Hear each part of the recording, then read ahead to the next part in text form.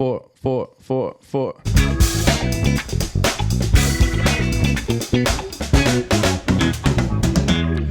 up, guys? Welcome back to the EG Pod Thunder with your boy, the young light-skinned Keith Sweat. And to my right, my guy, Jonathan Bolano, has returned once again, the multi-million-dollar real estate agent from Rhode Island and also licensed in Connecticut and Massachusetts. Let's get it, baby. Connecticut, and hopefully soon Florida. Oh, that will be. He'll come back on for that once he's licensed. He has been a returning guest. I love it, my guy. And he has brought me how I met this guy, my guy right here, the real Rick Rego. He has built over 300 houses all across the world, mostly based in Rhode Island, Connecticut, and Florida, right? So Florida's a big spot for you? Massachusetts also. And Massachusetts. Both Massachusetts here. And this since the minute I met you, I've been fascinated because I've always been intrigued in the real estate world, and especially new builds. New builds is something that I think a lot of people tuning into this may not be, they have a lot of knowledge on, which is why we brought you on, because if someone wants knowledge, this is why the real Rick Rego is here. So how do you even get, there's a tongue twister right there. So just 300 houses, that's a whole lot of houses. So how that even get started from the first place? How was like that first one come about? How would someone get into the game? The first house was in 2003 in Providence. Shotgun Ranch. So I was doing a lot of fix and flips. And what year was this? 2000. 2000. Yeah, 2003. So I was living in Florida. I was doing a lot of fixer-uppers in Florida up to 2002. So came back to Rhode Island, originally where I'm from. So in 2003, I had done a couple of fixer-uppers, and I decided that I want to get into new construction. So I just put on my two-belt with my buddy Louis Tavares, giving him a shout out there. And we did our first Shotgun Ranch together.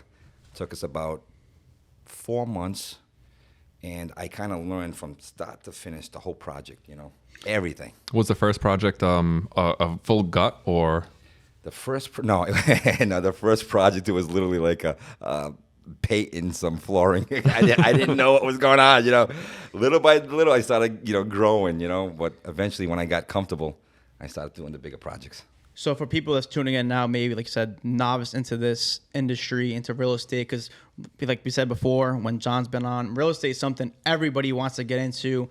Everybody thinks they're the new Top Shot guy, or they think they're gonna start off the first flip or new build right off the bat. They're gonna be, the next millionaire owning all these homes. Mm-hmm. So that being said, so this wasn't your first steps into the real estate game. You said, so you're doing flips beforehand. Yeah. I started very, very early. Earlier than I like. So how early was that? So I guess... I am the original guy who bought the first house when he was 17 years old. And that was in Florida. It was in Green Acres. Is that even legal? Here go. Well, Can we go into this? Yeah, we can go into it. It was. I was 17. It was 3 months before my 18th birthday. I bought this house in June of 1988. It was 200 Martin Avenue, Green Acres, Florida. I don't forget that because you don't forget your first kiss. And I bought it. It was a foreclosure from the government. And it ended up being a nightmare. I was young. I didn't tell my parents what I was doing. I did it with another buddy of mine who was only 19 at the time. And long story short, the property that we bought was a condemned piece of property.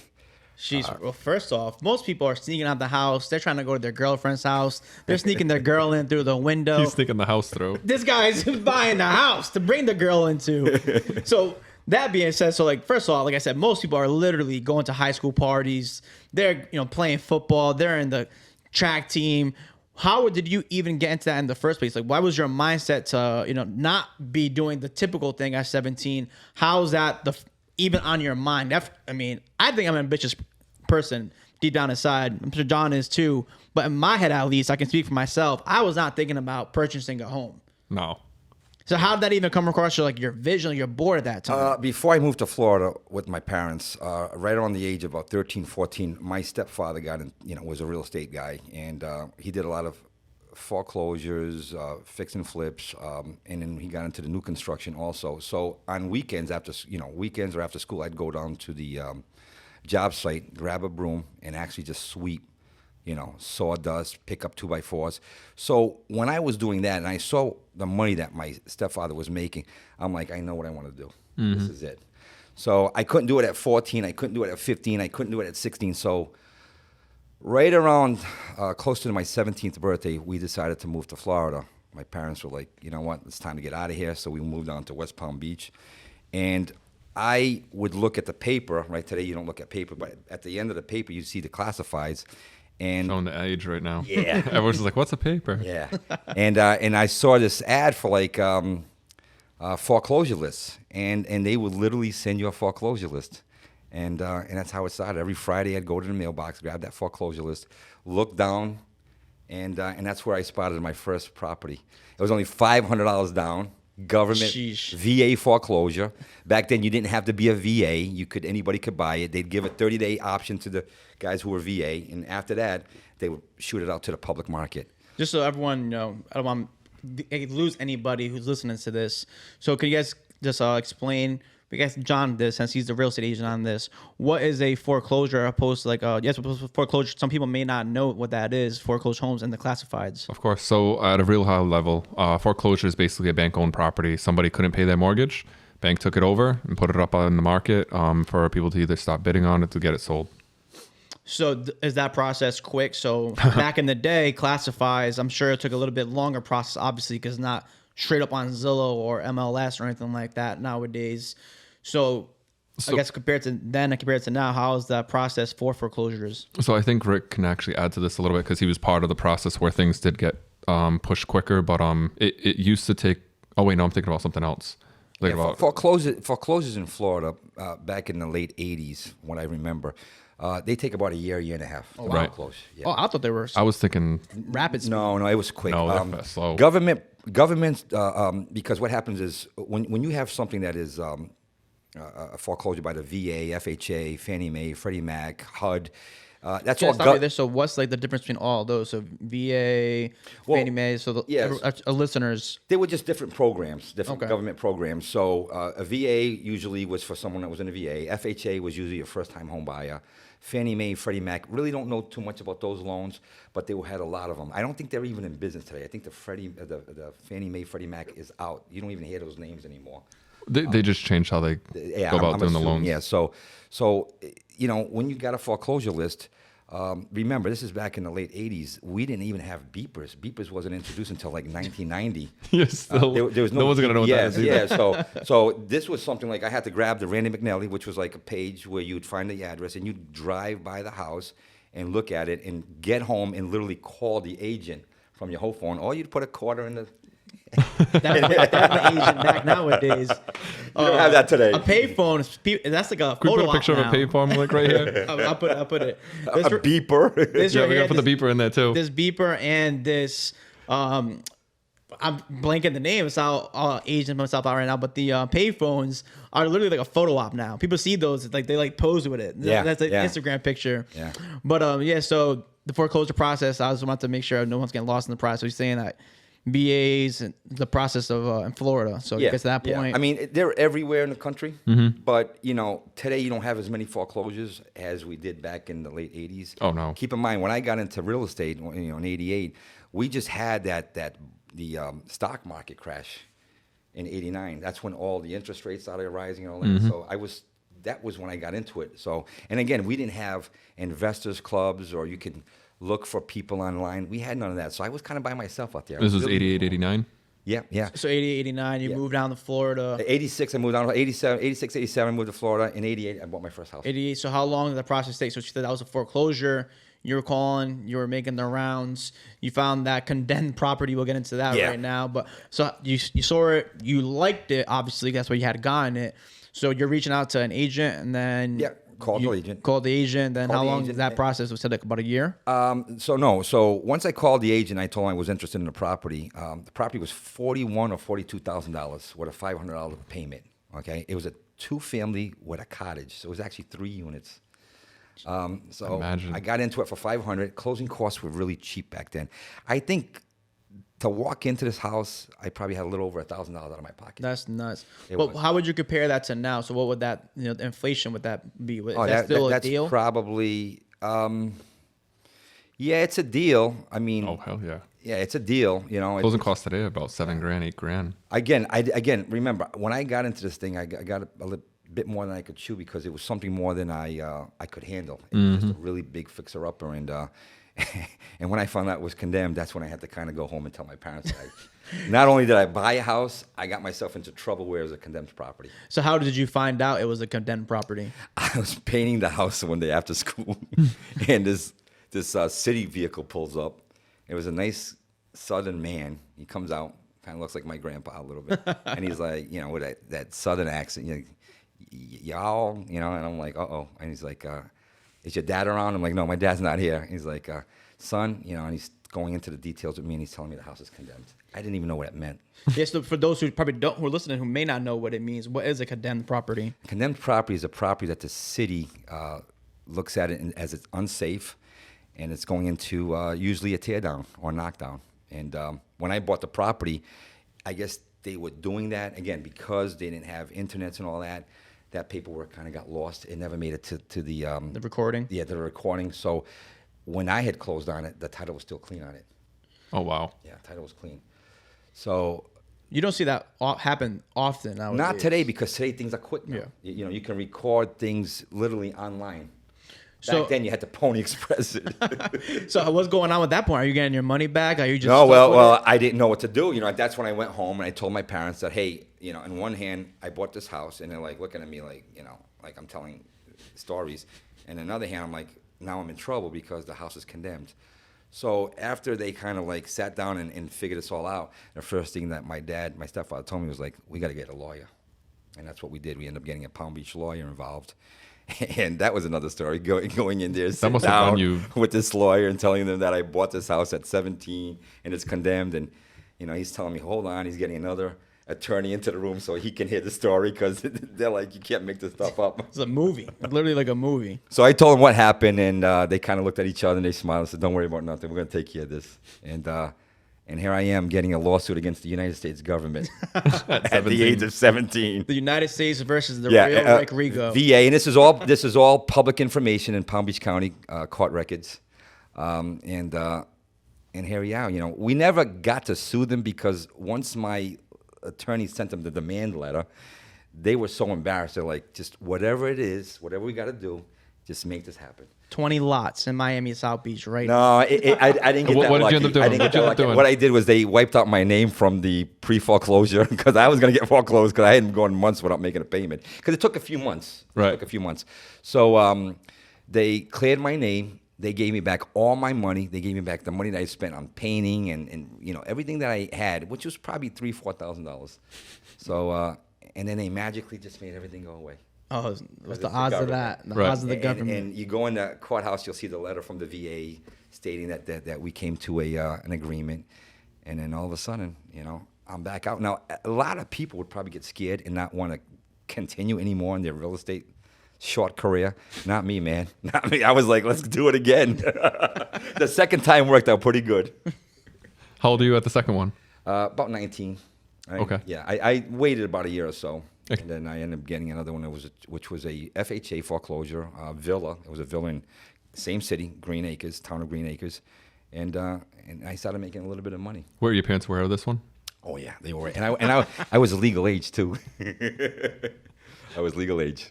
So second one, you're saying that it's a better story. So how did like you said, a lot of people that would scare majority of people away, but no, it inspired you to, you know, what do you think the inspiration of that was? Like, you know, speaking of you yourself in that moment, why didn't that scare you away at all? Why did that drive you to get a second one, especially that quickly right after? I believed it. You know, I believed in real estate. I saw that a lot of people back then were getting wealthy with real estate, you know, financial freedom. And I just had to be a little bit more cautious and also have a little bit more experience under my belt, you know. And I felt that at 17, I didn't, and to go into a lawsuit with the United States government, Department of VA, you know, I thought, listen, it wasn't that easy. I stayed up at night. I couldn't go back to high school. I had to finish my high school at home. So it took a toll on me, knowing that, you know, I was facing a foreclosure. It was serious. No, I didn't know what to do. I mean, why didn't they let you go back to school? I didn't. I decided that. Oh, okay. I thought it was like part of I was staying up all night, worried and all that. Oh, geez. Yeah. So my parents decided that I should finish high school at home the last year. So what did you learn from the first one that you applied to the second He's one? the first COVID student.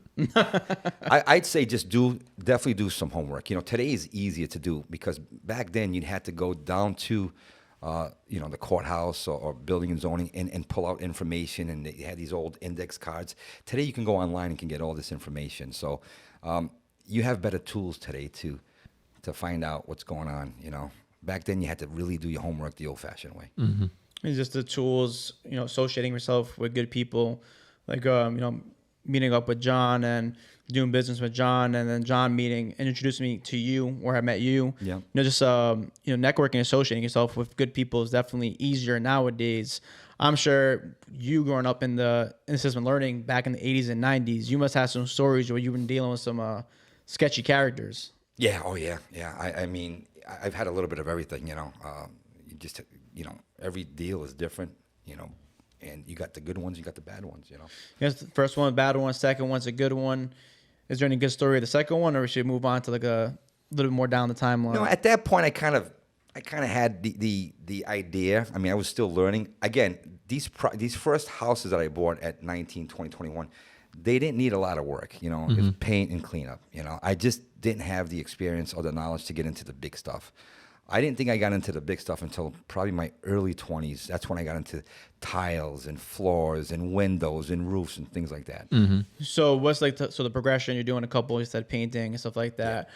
So you're making okay money, but not great money. So was that the like inspiration to jump to the next step? Yeah. What happened was I was doing this a fixer upper. For an example, I would do a fixer upper, and we'd put about 2-3 months into it, and I just felt the profit margins down in South Florida were very weak. I'd probably make $15,000-$20,000. People are saying, "Wow, that's a lot of money." But if you take the 3 months cost of time without me working anything else, and you break it down, it's a pretty good paycheck. So I had to figure out how to make more money. How to make that 100,000 plus, and I was having a hard time doing that in Florida. They just didn't. The margins were not there. So things changed when I moved back to Rhode Island. Just you said you're about to get your license in Florida. Is that still the case nowadays? Has it grown better in this market? That's going to be another Rick question. I know nothing about Florida at this time. Has it grown better since? Florida today is better than it was. Remember, when I moved to Florida, I hate to say this, but there was a lot of trailer parks. Where I was, it felt like it was like a lot older crowd, like people that were like in his 70s, and it had nothing to do with me. Today, that Florida, it's not that it doesn't exist. That area where I was doing this just blew up. Okay? Today, you have a lot of transit people. You have people from New York, all over, not only America, all over the world. So today is different. Florida today is different from the Florida of the mid to late 80s. Today is different. Back in the day, better. And so back in the day, those investors were kind of predicting the future. Do you think that's a common trend right now? Right before you guys we went live, I heard you guys discussing like stuff in Rhode Island and things along those lines. Being an investor, do you have to kind of have that vision for the future and not the now? And we kind of jumped around the timeline. We'll get back to it in the beginning, but just on topic, do you think you need to like kind of try to predict the future and see for these new builds, in 10 to 15 years, the city's going to be like this opposed to right now? Yeah, I see Florida just growing. That's why I see Florida growing. It's funny because when I was living there, I started seeing the growth from Miami and Palm Beach, because you got 3 counties there. You got Dade County, Broward County, and Palm Beach County. And you got Martin County, and then the Keys is, I believe they called, Bravada's up more, Monroe County. So all those counties have been growing the last 30 years. It's to a point where I've noticed that everybody who retires wants to move down to Florida. Anybody who has money, who wants a second home, is going to Florida. Florida's attracting people from all over the world. Don't get me wrong. Some people don't work out. I've seen U-Haul trucks going on there, and within a year, they're coming back again, because it's got that stigma that you just don't get a good job in Florida, good paying job in Florida. I don't know how it is today, But back then, you just didn't have, you had to get 3 jobs to make a living. Where here, you probably just need 1, maybe 2. Yeah. Would you say, like you said, Miami's still growing and was growing back then? Miami is overgrown, I think. I don't think Florida. I don't, Miami itself, because I've lived in North Miami Beach. If you take Miami, like South Beach and all that, that's all they're doing is they're just putting high rises everywhere. If you look at downtown Miami, same thing. They're just putting buildings everywhere. So now what's happening is they're expanding up to like the Fort Lauderdale area, Boca, Delray, Boynton. Those areas are now growing, and you can see it with the traffic, So he said talking about Florida, John. Do you think New England's getting to that point too now? Like even you want to talk about Rhode Island specifically, where certain cities, you're trying to lead maybe your clients to specific areas just because you see the growth potential down the line? So technically, we're not allowed to do that. Oh. So, yeah. Hey, this is what I'm here for. You never know. This is the questions of the host. You can tell the crowd the specifics. We are not allowed to direct people in a certain way. However, I do listen to what people are looking for, what they're trying to accomplish, and what their goals are, and I help them come up to a decision of what they want for themselves and their family, or whatever their goals are as far as an investor and such. So with your question from earlier, to me, it's all about balance. It's balancing today plus the information from tomorrow, along with the information from the past, to help them make logical decisions of which direction that they want to go in, or any person that wants to go in. But yeah, Rhode Island, we don't have land like that, like there is in Florida, so we don't see that kind of dynamic right now. Yeah. Interesting. Yeah. So getting back to your story, so did you finally seeing you weren't making the profit you thought you'd be making, so that's when you got into tiling, and so what's like that? Yeah, I started taking on properties that needed a lot more work because I figured, that's where you sweat. That's where you make money, on sweat equity. Mm-hmm. The more you make, the more supposedly the more you're supposed to recoup on the profit. So that's what I did, and I started to see a little better. But when I came back up to Rhode Island, and I was looking at the margins here, they were like twice as much. What year was this again? This was going into 2002, 2003. Oh, so this was right after September 11. Yeah, it was after September 11. I hadn't gotten divorced. I came back up to be near my daughter, and I was doing some fixer-uppers, and I said, you know what? I want to get into this new construction. I had this thing. I had to do new construction. So for the entire 1990s, you're doing just fix regular flippers in Florida. And I was kind of like an idiot because I would do one house, make $15,000, $20,000, and not do anything until like my money was gone. I'd blow my money, and then so I would do 2, 3 a year where I should have done like 1 a month. Right. And again, I had no, not that I didn't have the knowledge, I didn't have anybody around me to kind of like groups and joint ventures. There wasn't a lot of that back then, though. There wasn't a lot of that. Like we do now. Yeah, like right now we have bigger pockets. Again, this stupid thing called a cellular phone, the smartphone, you can make anything happen. We didn't have that luxury in 88, 89. Right. So you said you weren't doing joint ventures. So all these properties in the 90s you were doing, that was all your self-funding? By myself, with getting money from a private investor, because I didn't want to go to the bank and tax returns and all kinds of legal things. It was easier just to go and get yourself a private mortgage, and they would kind of lend you on the property, and I'd have to have a little bit of down payment. Yeah, because I'm sure when people listening to like, oh, this is cool, he's doing flips, for 10 years, and then he gets into new build. I think what throws a lot of people off and scares people off are how much money do I need to have in the bank to get into this, or like they may think that they need all the money for it. So you just obviously just said you didn't have all the money for it. You're going into a private loan. So what would be the process if someone's interested to start doing flips? They would reach out to, who would they reach out to nowadays to do that? If someone wants to get into a flip, if someone wants to get into real estate and they're young, they have no credit, they have no experience, they have nothing, the easiest and fastest way would be to do a wholesale. Find someone who has a piece of property that they want to sell, whatever they need to sell because of the divorce, they're transferring out of the state, and as long as that property is a wholesale, get that person to sell you that property. You're going to say, well, wait a minute, what am I going to do? Buy a property that I don't have the money? Just get it on the contract, and then at that point, you need to sell that contract. You need to sell someone who's looking to buy that house from you without you closing on it. That's the way to make money today if you got no credit and no money. Find a wholesale deal out there. And so what you guys are doing is when you get that contract, you're going out to the next person. So let's say you get the contract at $100,000. You're going over to someone like Rick and saying, hey, Rick, I have this property for $100,000, but with my wholesale fee on top of that, it's let's say $110,000. Yeah. So I'll give this to you for $110,000, and you sign the contract over to Rick. You remove your name, you get your $10,000. They close, and then you're done. Yeah. So so you want to make sure that on the contract, the purchase and sales agreement, when you find a piece of property, like let's use the $100,000 because it's easy. Mm-hmm. You find something for $100,000. You put your name on the contract, right? You got the seller, you have the buyer, and you put it's assignees. It's very important that you put it's assignees so you can assign it to someone else. Because if you don't, then you have an issue where you're going to have to close on that property.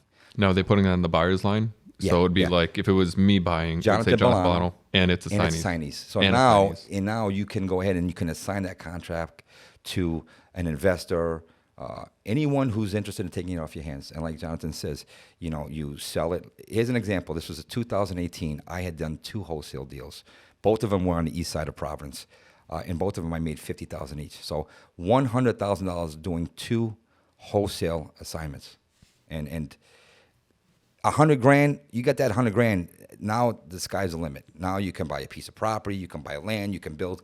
That's how I would start. If you take everything away from me now and put me back out there with nothing, I'm gonna go look for a wholesale deal. I'm gonna look for the guy who needs the money. Hey, that all sounds all good, and like you said, that can be your start. But it sounds like you don't think that can be like too much of like a shot in the dark? Where why would someone like Rick, done over 300 houses, why would someone like that listen to Joe Schmo off the middle of the street? Hey, I seen Rick Rego, I seen your Instagram, you look like you're an investor. I have this property for you. You're not asking me what's your background, how do you get this house? Why would you believe me opposed to someone who is more reputable, opposed to someone who's just brand new starting? Can you repeat the question one more time? So why would someone like you, yep. who's been an investor, yep. 300 plus homes you've made, yep. you're obviously, you have a reputation, people know who you are. Random Joe Schmo off the middle of the street, I get John to give me that property for $100,000. You said that's the way to get into the game. Yep. I have no reputation. No one knows who Effie is. I call you, hey, I see you're an investor. I have this property for you. Would you be interested?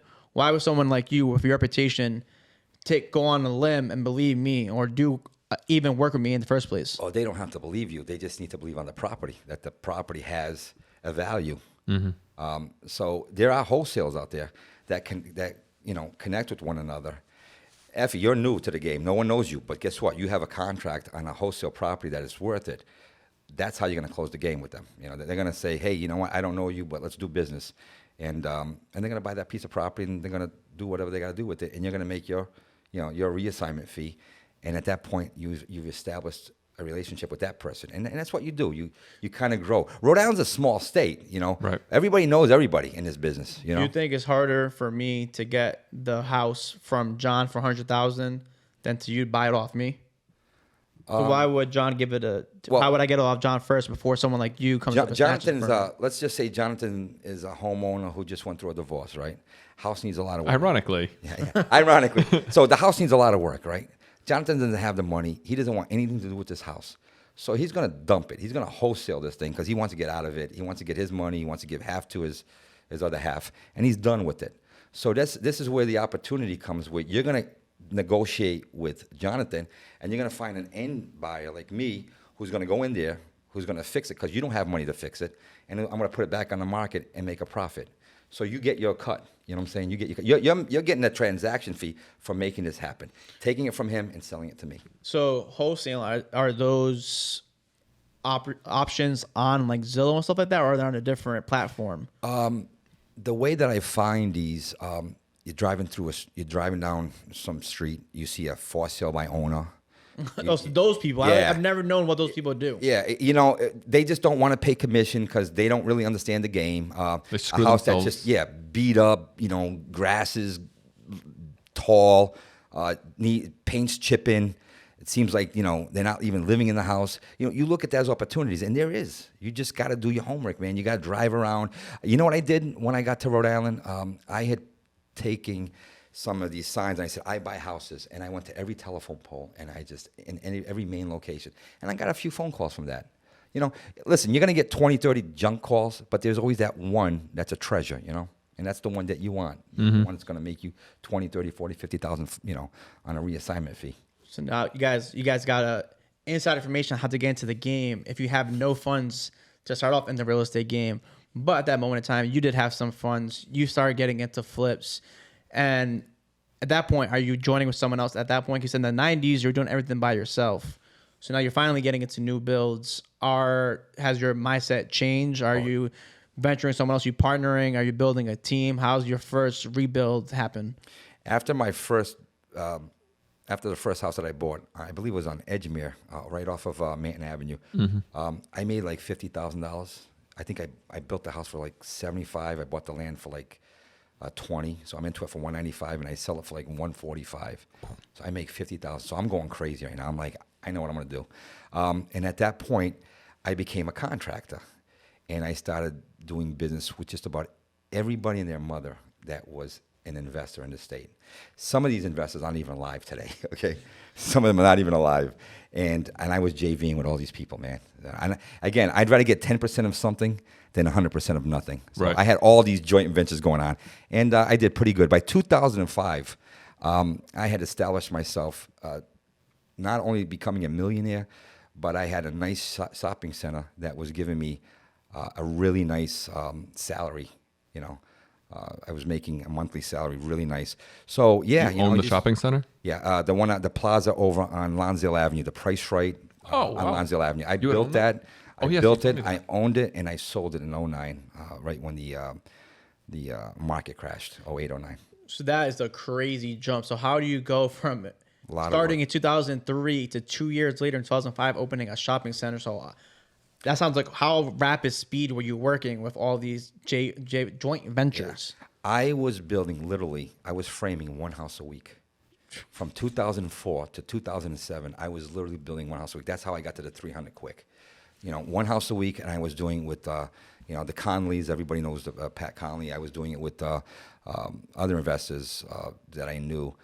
That we had a relationship. So I would be building 1 or 2 houses with them, 5 with this guy, 3 with this guy, and that's how again, getting a little bit of percentage of all of them, that percentage adds up after a while, and you can't run away from that. I mean, would you recommend that to young Rick, looking back yourself now? Oh, yeah. Was that worth it, or is that too much on your plate? Are you overloading yourself? I took a beating. I did take a beating, but I did have, you're only as good. Well, at least you still have all your hair to. Yeah, and you're only as good as the people you had. I had really good people. I had a good project manager. I had a good secretary. I had someone that met and spec. Because remember, you can't do everything at the same time.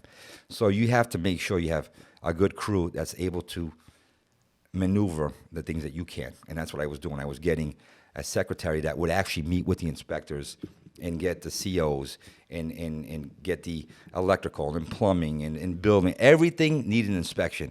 I needed to pull permits. I needed to be here. I needed to be there. I needed to order materials. I got to keep an eye on the guys. You need a good crew, And again, at first I did it by myself, and as I was growing, I was adding my dream team together. So how many, if you had to put a number to it in those 2 years, how many projects you think you did? So if you do 1 a week, yeah, 104. Yeah, I did about 130, 140 between 2004 to beginning of a little after 2000, close to 2006. So, and then I kind of took off because things started getting slow around 2008. We had the mortgage meltdown, and then new construction ended. Okay, at that point, I was into the game at that point. I was still in school at that moment in time. So why would there be no new? I know there was a crash in 2008, but why did that stop new builds completely? You just had a market flooded. And when I say flooded, I mean flooded of real estate properties. You would literally driving down Providence, any street, and half of the neighborhood was boarded up. Right. It was a very sad time. They were giving out mortgages to anybody back then. Yeah. There weren't a lot of guidelines like there are today, which I think we spoke about with Nick maybe a little bit. But they were, I say this all the time, they were giving mortgages out to babies, great grandmothers, baby giraffes, etc. The giraffe pops up again. Yes. Back then, they had these programs that they had. They were stated, okay, and when you had a stated program, they were basically a VOE, VOR, VOD. So I don't even know what any of that means. So could you get into a little bit with the So VOR? stated programs was like, I'm going to trust that you're going to give me a verification of deposit and that your deposit is in the bank. I'm going to call your employer and see if you work there. Right. I'm going to call your landlord and see if you pay the rent on time. And unfortunately, a lot of these mortgage brokers had these boiler room operations where they had all these people answering phones pretending to be your employer and all this. Mm-hmm. And we got into a lot of trouble. I remember selling a 2-family house I forgot, it was in Providence, for $315,000 to a lady that only made $15,000 a year. That's crazy. And I'm like, something's wrong with this picture. I'm assuming that didn't go through, or did it just go it went through, but 2 years later, that house was up for, it was a foreclosure. And then I come back into the market in 09, and I'm buying these things at 30, 40, 50 cents on the dollar. The cheapest house I bought was one on Geneva Street off of, I don't know if that's Academy or what it is. And that house cost me Chalkstone. Chalkstone. That cost me $29,000 for a 2-family, and all it was missing was the heating and the boilers and all that. So did you ever go back to the same property, like put one up on the market, have someone buy it, and then buy it back? No, I didn't. Unfortunately, none of those into the 300. But I did buy like one right next door, one across the street. Would that be legal, or is no, it's legal. You can buy. Yeah, you can. So. Listen, I sell it to you. There's titled. If you lose in 2-3 years from now, I can buy that property again. I mean, it's nothing. It's just that there was so much fraud back then with the mortgages itself. But being a contractor builder, I was just selling it. Hey, I'm selling a property. I'm getting paid at the closing, and that's it. My hands are clean. Are clean from it. It's actually talking about Geneva Street. You actually bought my friend's house. It went on fire 2 years ago.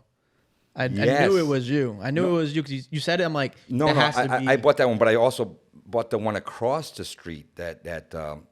It's still there today. It's still the original house. Yeah, no, but I did buy the one that burned down. I bought that one too, that was and my best friend's I knocked house. it down, and we put the foundation on it. And with the prints right. Yeah, it was unfortunate, but it's unfortunate. But then there's opportunities for everybody all the time. Yeah. But so back in 08, so that happens then. So what are you doing during that time period when new bills just completely stop? Are you like franticing? Are you like? Yeah, I was confused. I took off to Florida. I took off down there. I had a house down in Florida, so I was down there for about close to a year, 9, 10, 11 months.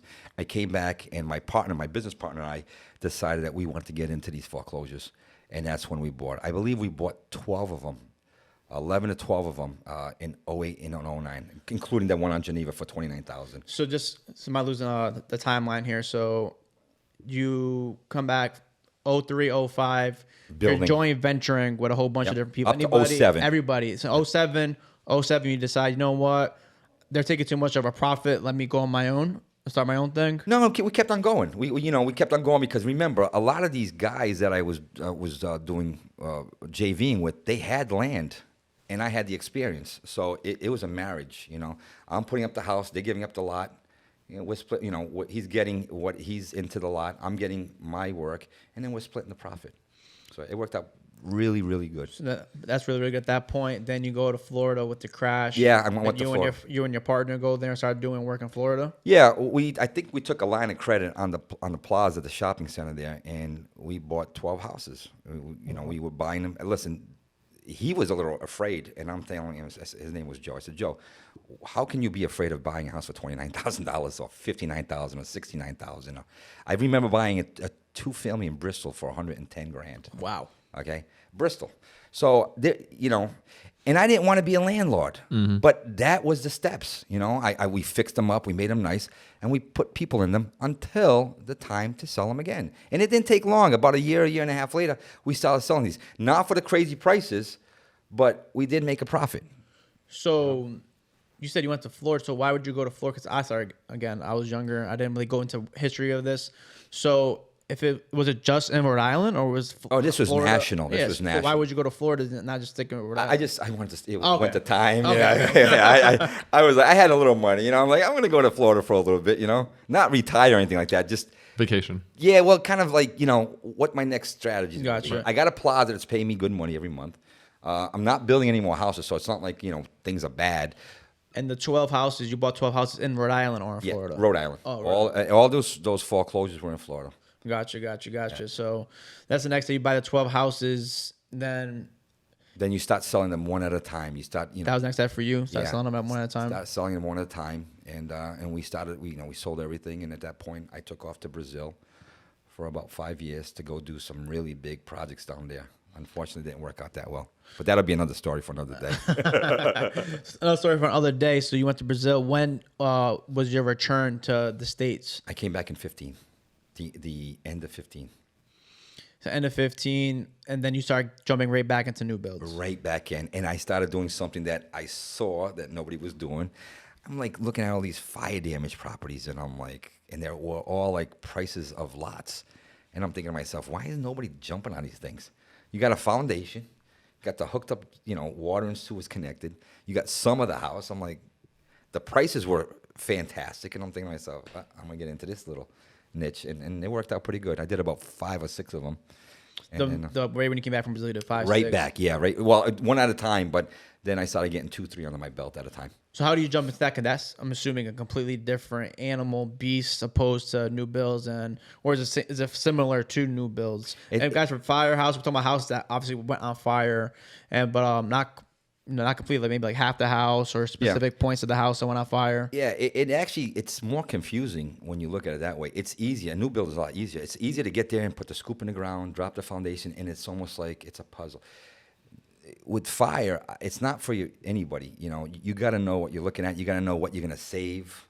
And I saved one around the corner here in Cranston about 2-3 years ago, and I was able to piece it just perfect. And when you do that, you're not only recycling the house, but you're saving a lot of money because you already have a foundation in. That's $30,000 that you save.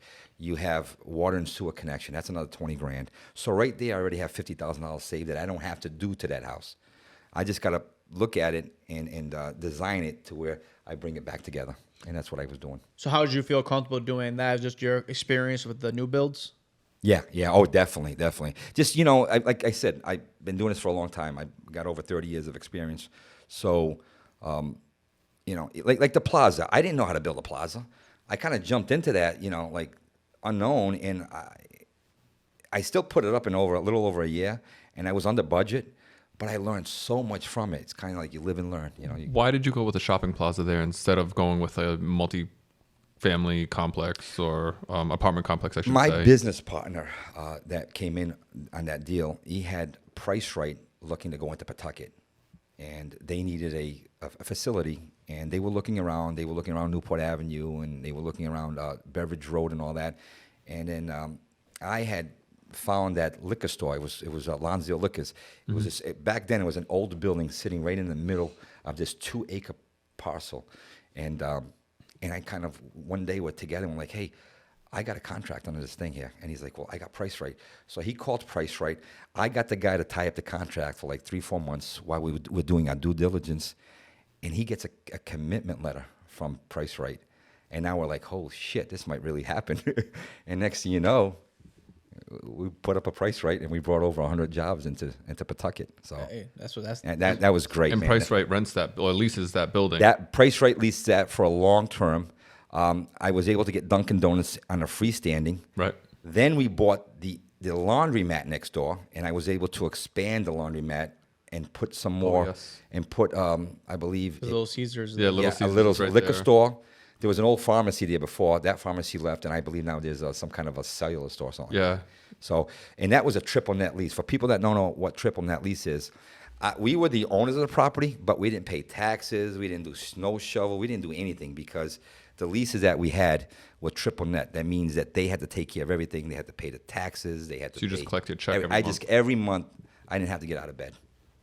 It was great. That's crazy. Yeah, there are different types of leases out there. So if you guys ever want to go and have that conversation, that's for another day. But it's another day. So at that point, now you're into firehouses. So that must be a little, just speaking on like the human side of it. Do you feel bad at all just for like, if it's a little tough, or what's your thoughts on just dealing with that type of, tough? It's tough.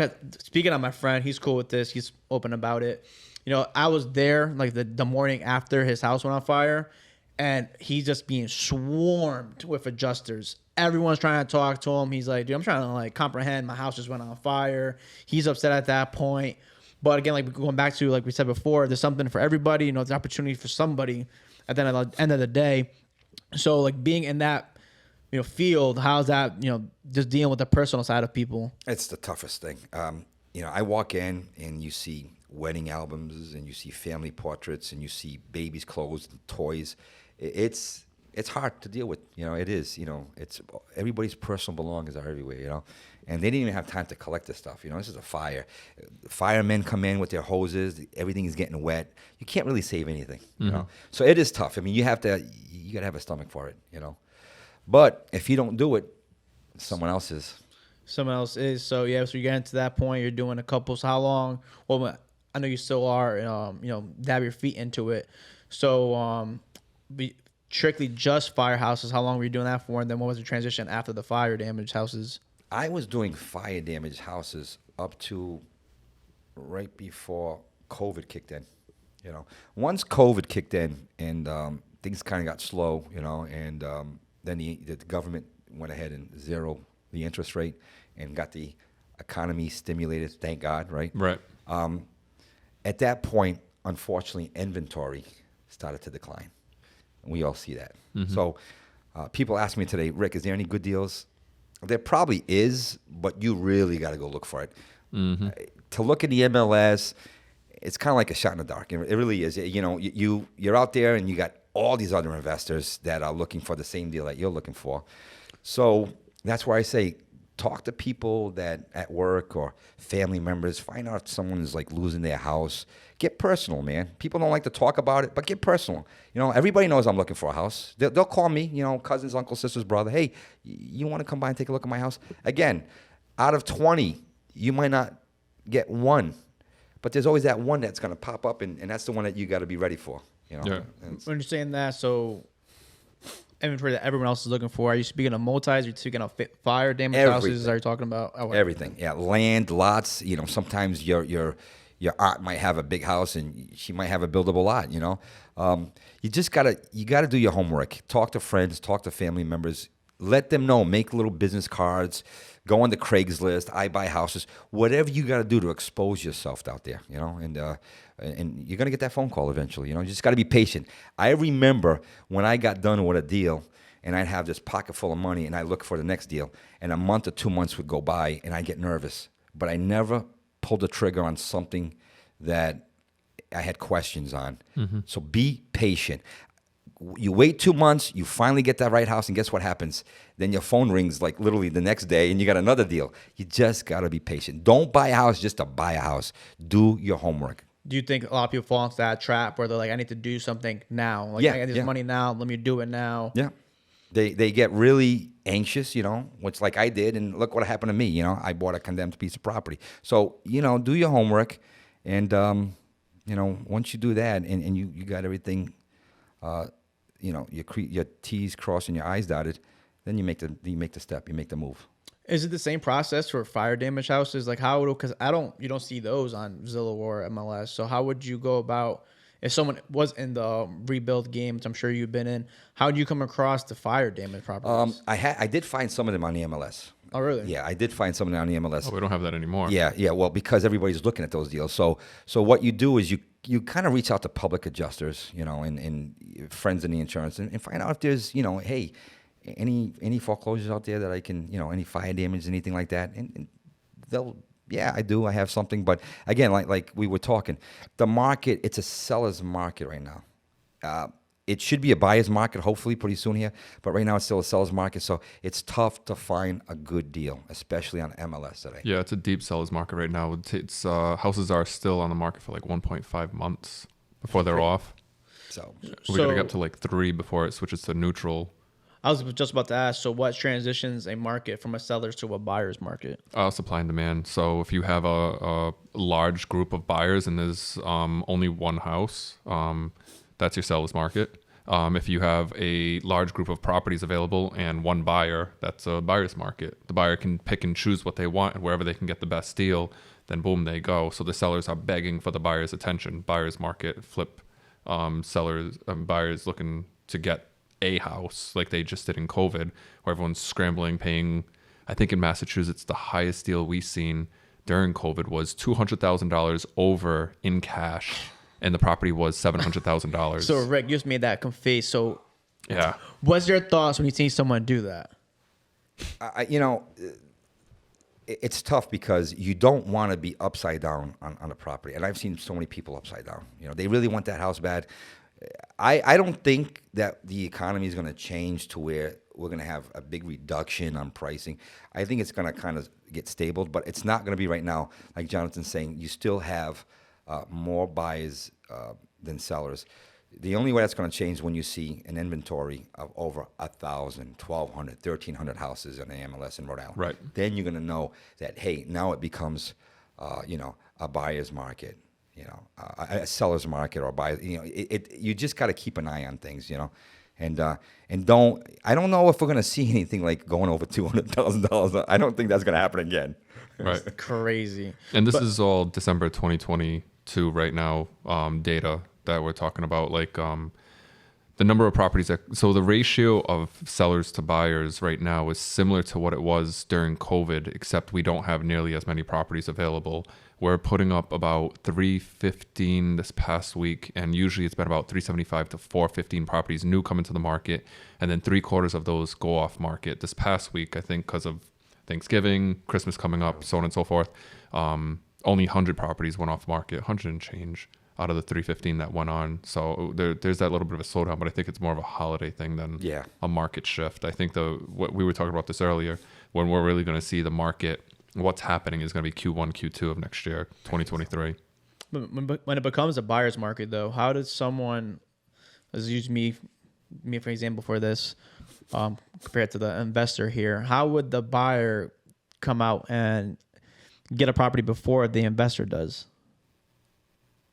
So, wouldn't the investor want to buy as much property as he possibly can when it becomes a buyer's market? We don't have that many investors like that where they're just scrambling, taking up everything. They're just taking the best of the best deals when they can find them, and they have to be also connected to the right realtors or the right folks. Like, it's all about, like he was saying, your network.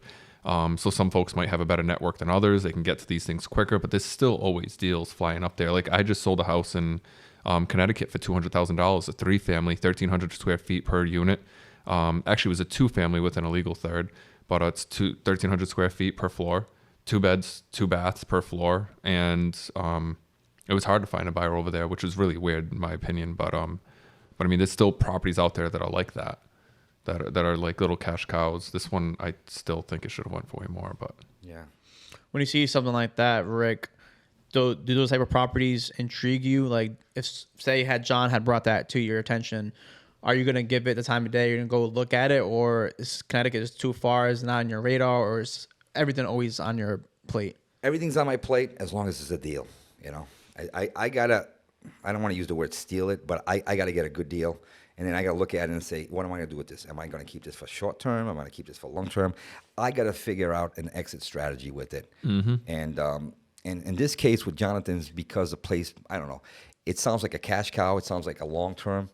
But being in Connecticut and all that, it probably wouldn't work for me. it's far away. Yeah. But for someone like a young investor, someone who who wants to kind of like move into it and become a landlord instead of like renting something, yeah, man, go for it. Go for it.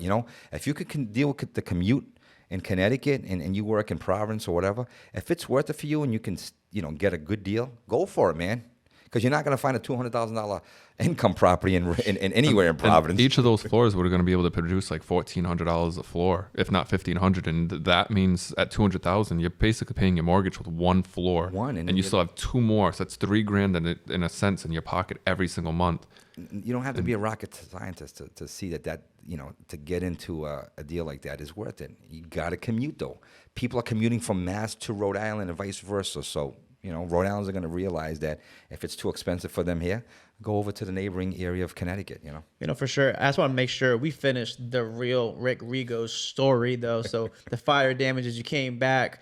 Now you're still deputy in it. So is there the final chapter now? Is it now, like what you're doing? Is that jump steps from that? Yeah, I'm going to I got a couple more years in this new construction. I mean, I think this year alone, I probably put up 14, 15, 16 houses. I don't know. It seems like it's one a month, maybe two a month. Plus, I'm doing a lot of insurance. Plus, I'm doing a lot of remodels. Plus, I'm doing a lot of additions. So, I usually keep between 12 and 14 jobs going, at one time. So you're saying you're doing insurance. So when someone can give an explanation to that, just if someone does an insurance job or something? That's what happens. So I am dealing with some insurance companies and a couple of adjusters, and they'll call me up because someone doesn't have anyone to do the work, and I'll look at the estimate and I'll figure out if it's worth it for me or not, and I'll come in and I usually probably do a couple a month. How do you get involved with the insurance companies? Is this your reputation at this point? Okay.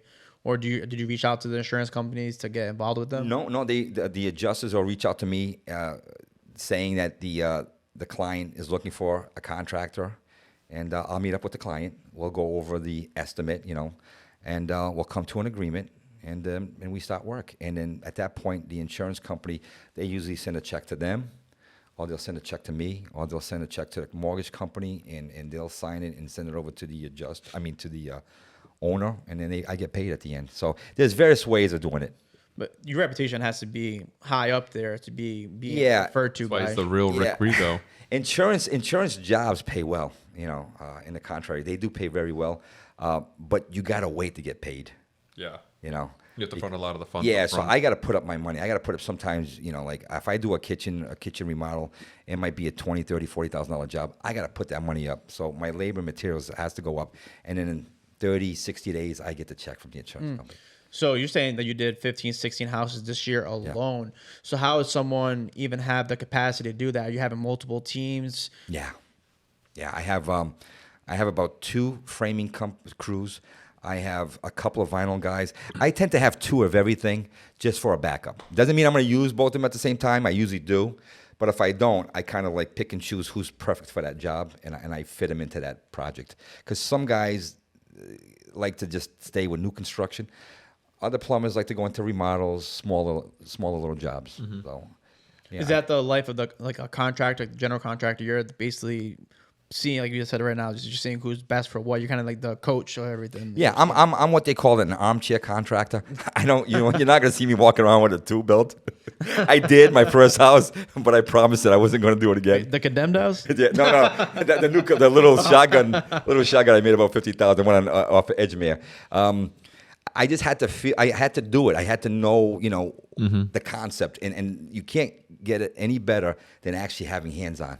And you put this thing together, and you're picking up trusses, and you're hanging sheetrock, man. It's tough, and that's why I have to respect the trade. I respect the trade. These guys are, they're out there. It doesn't matter if it's winter, like right now it's cold outside, right? Snow. These guys went to work today, Right. Yeah. So if you guys do need some work, he's got his schedule jam-packed, but his Instagram is right here, The Real Rick Rego. Make sure he got 2 teams. He's loaded, but check his Instagram out. He has all his proof and the pudding right there. And for someone who is looking into a general contractor, what tips and tricks do you have to weed out the good ones and the bad ones coming from someone who's built over 300 plus houses? Always check with the state board. Grab their license number, go in the state board, put it in, and find out if they're even registered, okay? Sometimes you'd be surprised they're not even registered. Then once you know they're registered, make sure their insurance is in time. I mean, you got to make sure that they have insurance. And always, do you do that? You ask them for an insurance certificate. And then call the carrier or call the agent and say, hey, is this insurance legit, And make sure they have the insurance, everything's there. And once you have that, ask for 3 references, man. It doesn't hurt. Tell them you want to drive by their work, Even my subs today, I kind of weed them out, man. I'm not just going to hire a plumber because he's a plumber. I'm going to hire a guy that is, comes in highly recommended from another contractor. Remember, in this business, you can't hire a retail plumber. You can't hire retail and electrical because you're a contractor. You're an investor. You need to make money. So you're going to hire someone who's going to wholesale you prices. Because if you're going to pay the retail, and you're going to pay everything retail, guess what happens at the end? There's no profit. So you'll be out quick. So get the person you work with, have a relationship with them. Nothing's easy. It's got to be a marriage. Nothing's easy. The first, I remember going through plumbers a couple of years ago. Like, I felt like every other 2 months I was going through a plumber. Same thing with an excavator. These guys come in, they do a bad job, and now you got an issue. Now you got a problem. So you got to know how to deal with that, For those new builds, flips, multifamily, I know an uncle, my friend's uncle, he'll do it for the cheap. Is cheaper better, or would you recommend people, No. go with the... No, I usually like to go get three estimates and look at them real. I usually go with the middle one, not the high one, not the bottom one, the middle one. If the cheaper one sounds good, then fine, go with it. But do your homework. People hear cheap and they automatically think it's a good deal. Cheap work ain't good and good work ain't cheap. Yeah. I tell you what, I went with cheap. I'm not gonna lie. I went with cheap, and I have always learned that when you go with cheap, you pay more. Pay twice. Yep. You pay the first time, and then you pay the second time to get it right. So cheap doesn't mean it's going to be right. Yeah, no, for sure. So just doing that stuff right now. So that's what you do. Would you recommend someone who's new into the game? You're saying right now, Q1, Q2 is what it's looking like. We can't tell the future. We don't know. But someone who's a new investor into the game, do you have any recommendations, Rick, to what they would get into? What are you telling someone who has, let's just say hypothetically they have $100,000 to invest? What, being a student in the game, been in it for 30 years, what are you telling someone who's brand new into the game? You got to be cautious, man. You got $100,000. That's $100,000. That's a lot of money. You got to be cautious. You got to do your homework. You got to do your due diligence. Don't rush. Again, it is a seller's market. There's not a lot of deals. I heard that first and second quarter of next year, we might have some of those foreclosures coming back in that were done through COVID. A lot of government programs, a lot of people, there was a lot of money out there. I heard that there's going to be a list of foreclosures. Be patient, man. Be patient. I tell this to everybody. Everybody's calling me every day. I get about 3-4 calls every day. Rick, what do you think of this deal? Rick, what do you think of that deal? Once I do the numbers, they're not good deals. It's just people trying to sell junk that they can't sell to anybody else, and they act like it's a good deal. So be patient, man. If you're not going to get it this year, wait until next year. Just don't jump into something that you're going to shoot yourself in the foot, and next thing you know, you don't have your house or $100,000 anymore. Right. Do you ever think, I guess both of you guys to answer this, do you think it's ever too late to join the real estate game? Never. No, because at the end of the day, and we said this at the last one as well, rent is always 100% interest. You're never seeing another dollar of that back. At least a mortgage, you have the luxury of building equity and making the money back that you did put into the house. So you buy the house at $100,000, you pay off $20,000 of it. You're going to put it back up on the market for $100,000. You go and do your rent, go for a year at $1,500 a month. Let's say $2,000 a month to make the numbers easy. That's $24,000. You never see that back again. And the $24,000 at the end of the day is a really good down payment for a $350,000 home at 3.5%, including your closing costs.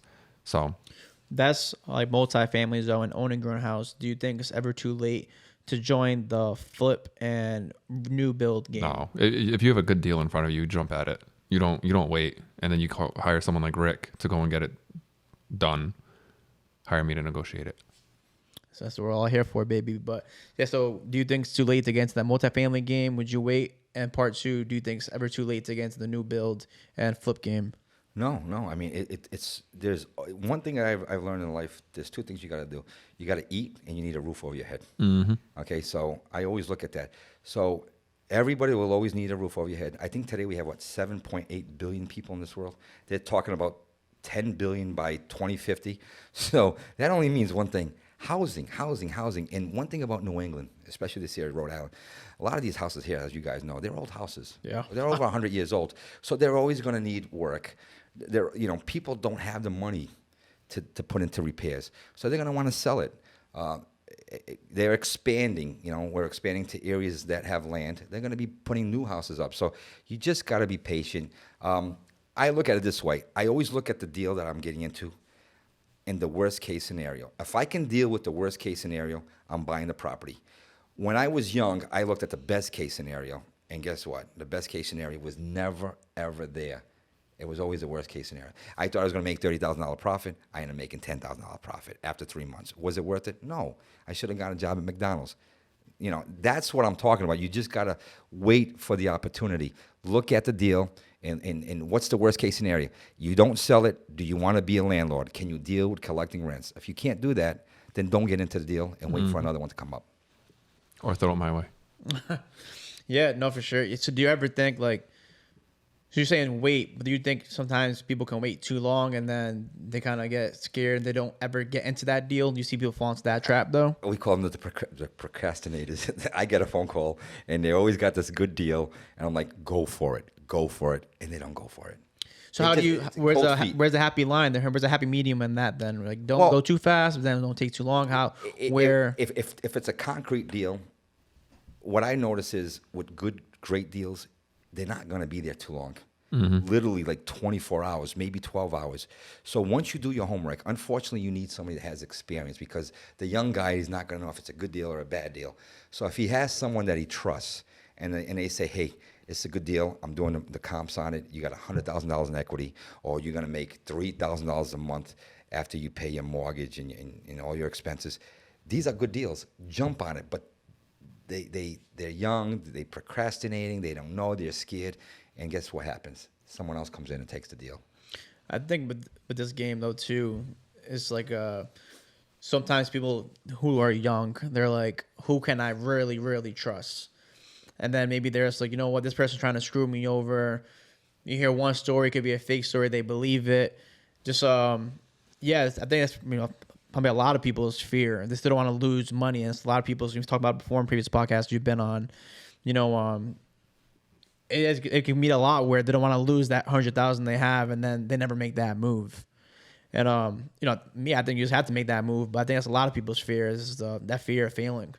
Well, I mean, if you're going to be afraid of failing, then partner up with people that are experienced, like Rick and so on.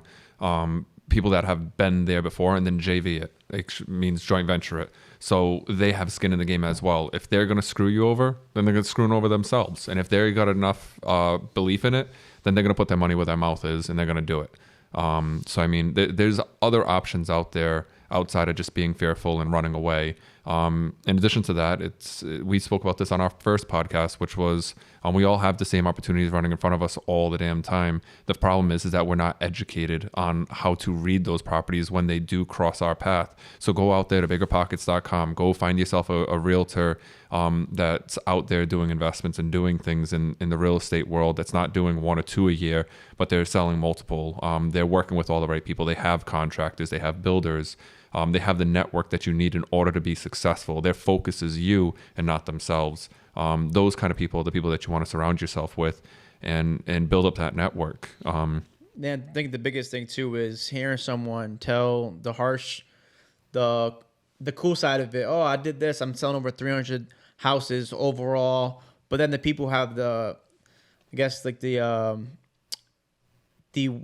guess I'm trying to think of the word. Experience. Well, honesty to say the bad things that's happened because you went through a couple of things where you said the bad side of it. Because most people who are trying to rob you or take advantage of you, they're just going to tell you the good things that's happened, never the bad things. Yeah. And we can go on forever. I know you have a billion stories, but didn't you have a time too where you felt scared and you kind of panicked and sold those houses where you kind of regret it now? Yeah. So this was probably right around the time that COVID kicked in.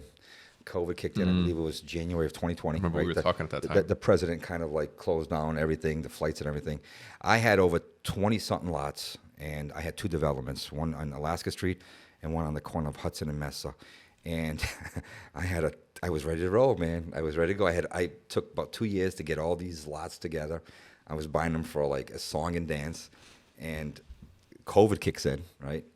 And I panicked.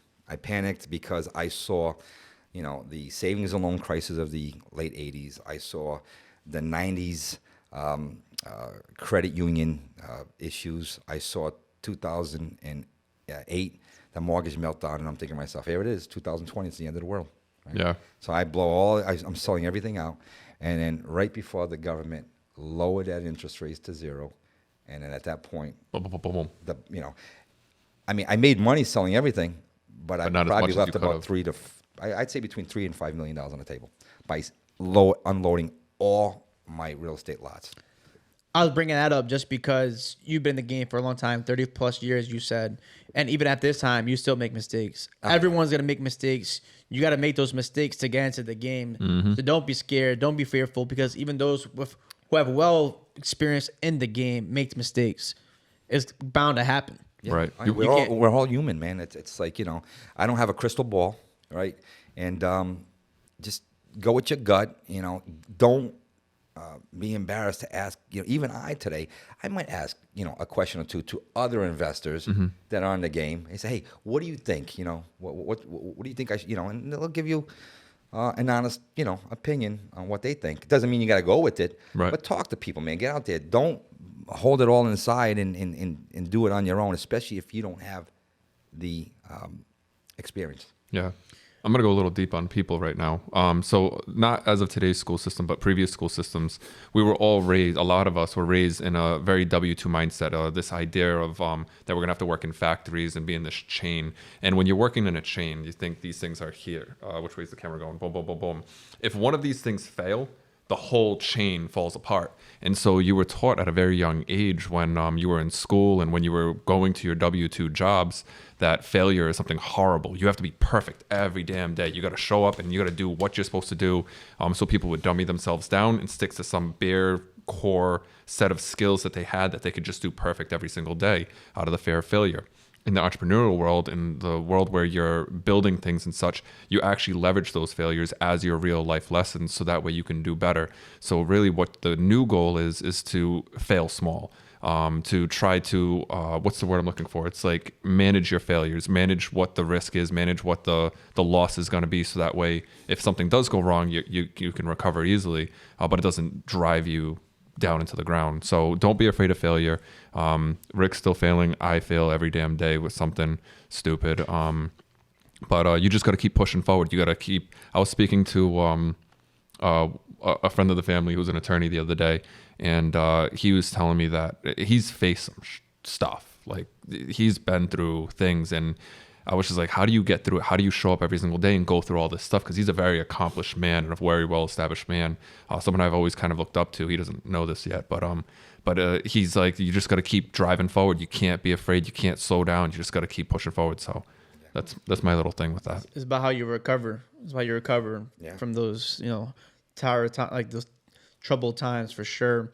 It's out of curiosity to me. This is nothing, everything to do with what we're talking about, but have you never thought about getting to like those crazy like high rises like in Florida or those massive condominiums and those like, is like that a whole different ball game? Yeah, it's a different ball. You big time developers. I'm not saying that I can't get into it.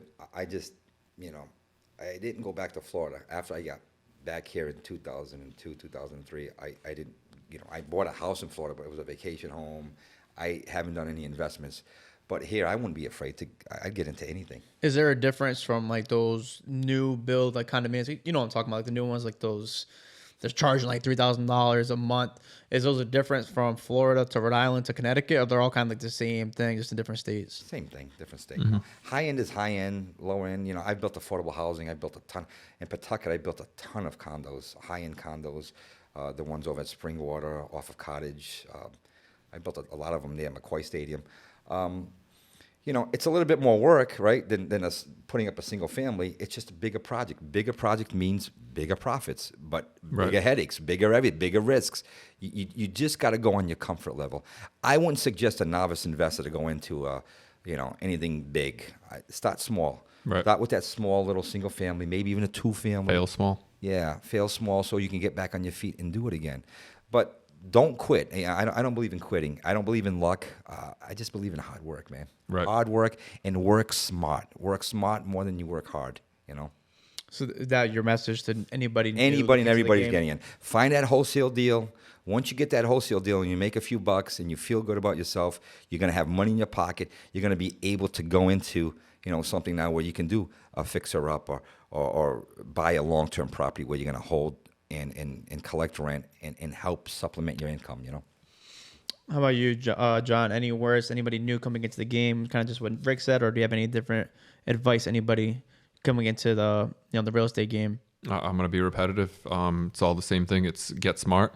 Go in there and don't be afraid to start. Don't wait till things are perfect.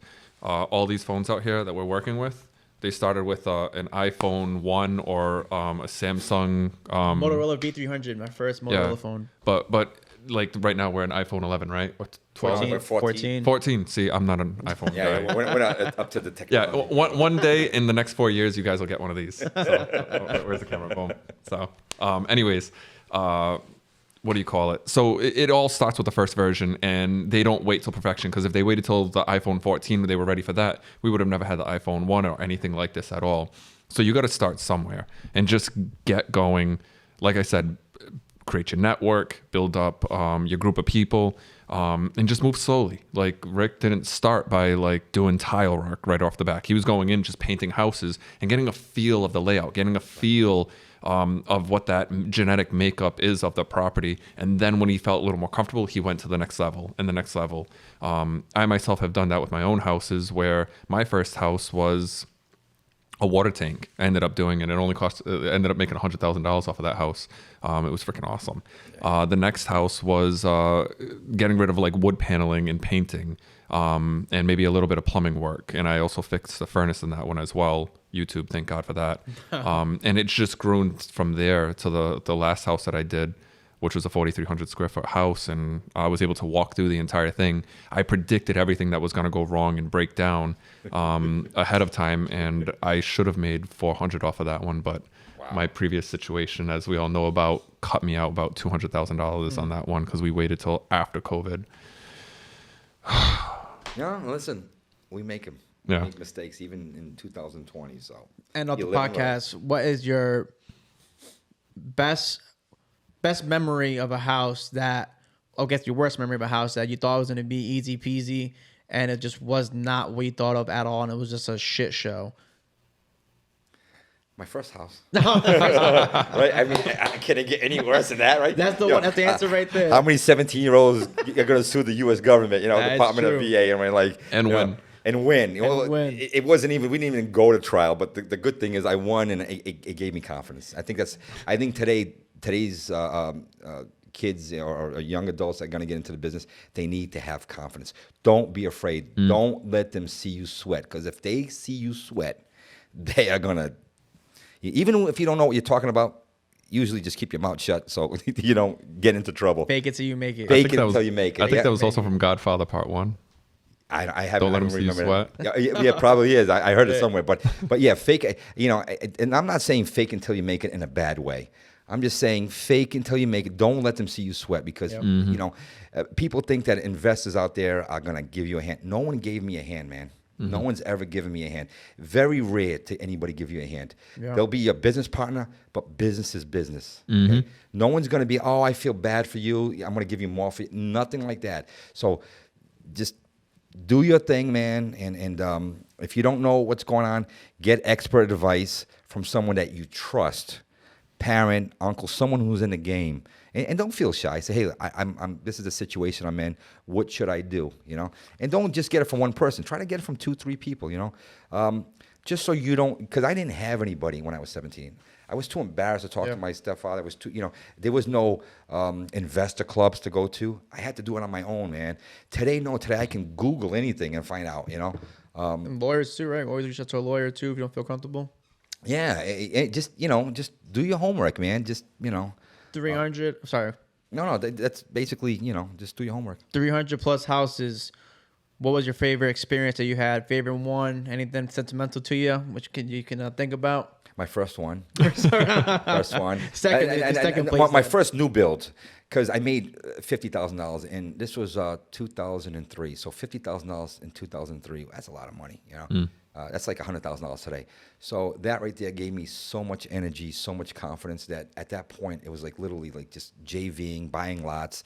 You know, I was one of the first builders going into South Providence in 02, 03. Everybody was like, oh no, that's too dangerous or too, you know. I'm like, everybody needs a house. So I would go in and put up a house and make a decent profit. You know, right. You know, you couldn't go wrong back then. And then once we got to 05, the peak of the housing market, where people were overpaying, and again, like we're saying, people with stated incomes that didn't qualify for that house, we were making a lot of money. There was a lot of money that was being made there. So that was your favorite experience coming into 2023. Yeah, 05. 05. Coming into 2023, what should we expect from the real Rego? I'm gonna keep on going. No one really knows this, but I am building again back in Brazil. Oh, really? Oh, yeah, I'm probably going to put some content out there. I've been really quiet, really secretive. There's some big things happening in Brazil. Nice. And I'll be concentrating in Brazil and in the U.S. So, but... EG Pod Thunder exclusive right there, baby. So I got some big things in Brazil for 2023. Sound for that one. The wrong one. We got some fireworks going on. I'm gonna cut that out and put this right here. Hey, for the Brazil, baby. As you get it for the real Rego coming back to Brazil. Nós estamos no Brasil de volta. Yeah, so we're going to do that. And I'm going to concentrate on keep on doing what I do here in Rhode Island. Commercial, residential, insurance. And, you know, once you get to a point in your life where, you know, you want to call it quits and it's time to walk away, then that's what I'm going to do. But right now I'm not there yet. You know, I'm having too much fun. Remember, you got to love what you do. I love real estate. I eat, sleep, and everything else real estate. There's nothing else that I can imagine doing. That's why he's out here late at night doing a podcast about real estate. Yeah, I mean, I love this, you know, and the money's great. I'm not going to lie to you. The money is fantastic. But I love to hand people a set of keys to a first-time home buyer and watch that person get emotional. You know, the money's great, but it's even better when you see kids going in and picking their bedrooms. And, man, I love that. I love it. I'm sure you're driving by everywhere and you're like, that was me. That was me. I just drove by today on my way over here, and I looked at my wife and said, I built that house right there. You know, there's a meme on that. Like, I did that house. I did that house. I mean, literally, I go down Providence, and like every other street, there's a house that I have something to do with, and that's great. It's something I leave for my kids and my grandkids, and you know, in 20, 30 years from now, they'll drive down and say, my dad built that plaza. My dad built that house. Mm-hmm. I've done some big stuff. So if I was a builder, I'd put something everywhere, every house. That's like, it's me. Well, here's the good news. Here's the good news, right? In about 100 years from now, I'll get that historical plaque. You know, they got John Henry. They'll have a plaque for me, hopefully, right? Real Rick Rego. the famous historical plaques. I've been working on them, and I look at these names like John Hicks, and I'm like, who was this guy 250 years You ever ago? do anything to like leave your thumbprint on these properties? That's what I was saying. If that was me, I was a little corny back in 03 when I started building. I would go to the corner of the foundation and literally put my initials RR. That's what I was just saying, yeah. Yeah. I stopped doing that a long time ago. Maybe after like 10, 12 houses, I'm like, okay, I can't do this all the time. You know. So for 2023, what should we expect from the Bolano team?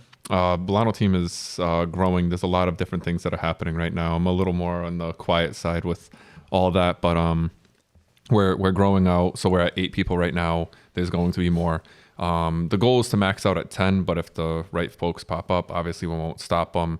We're working on, I don't know, a lot of different things. I really can't get into it too much because it's still at the beginning stages. But it's going to be a big year. We're looking to hit different numbers than we've ever hit before. And the people that are on the team, they're busting their ass. They're working hard. They're showing up every single day to all the meetings to learn, to grow. And I can honestly say that some of the folks that are on my team that are like 3-4 months in probably have the mindset of people that have been doing this for about 2 years or so because of how much training and how much work we do together. So 2023, given the market doesn't blow up on us, it's going to be a big year. Love to see it. Yeah, make sure you tap in with the Bolano team. Well, Bolano team on Instagram, JonathanBolano.com. Make sure you follow my guy, all these great stories. experience in the game, the real Rick Rego. If you have any questions, he's a guy who's well informed. He loves doing this. I first met him at a workshop, so he definitely likes to give back to people who are interested. Definitely always reach out with any type of questions. Make sure you follow me on Instagram, ExploreFEG, Pot of Thunder, on all social medias, YouTube. Send us to the moon, baby. Let's get it. Make sure you get that 5-star review and follow my guys.